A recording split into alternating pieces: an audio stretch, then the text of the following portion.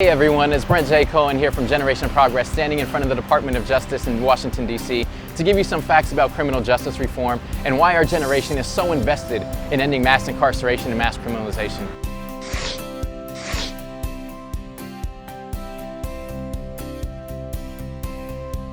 The United States represents just 5% of the world's population, but nearly 25% of the world's prison population. There are more than 2 million people in America's jails and prisons, and young adults ages 18 to 24 are just 10% of the American population, but represent 21% of people going into prison each year. And of that, young men of color are overrepresented, with black men 7 to 9 times more likely than their white peers to end up in prison. It's not just prison that's a problem. There are more than 4.5 million people on probation or parole supervision, and approximately 70 million Americans, that's 1 in 3 adults, with a criminal record, which can impact their ability to get jobs, an education, or housing. At the federal level, Congress can pass legislation that is enforced federally.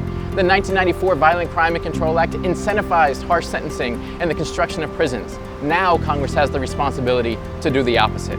One immediate step Congress can take is to repeal the ban on Pell Grants for incarcerated students, so that people who are in prison can pursue higher education. At the state level, we know that the vast majority of people in prison are in state prisons. To address mass incarceration, we have to address it at the state level. Your state legislators have the power to pass criminal justice reforms that eliminate mandatory sentences, that remove gang enhancements, that increase due process for people on probation and parole, and that ensure open discovery and speedy trial laws so people are not trapped in jail pre-trial. Now at the local level, there are multiple local elected officials who have a role here. Your local district attorney has the discretion to decide to prosecute and how severely to prosecute. Local elected judges have sentencing discretion, and your mayor or county executive or local sheriff runs the local jail. So what can you do? You can take action right now. Go to genprogress.org to learn more about the ways mass criminalization is affecting our generation.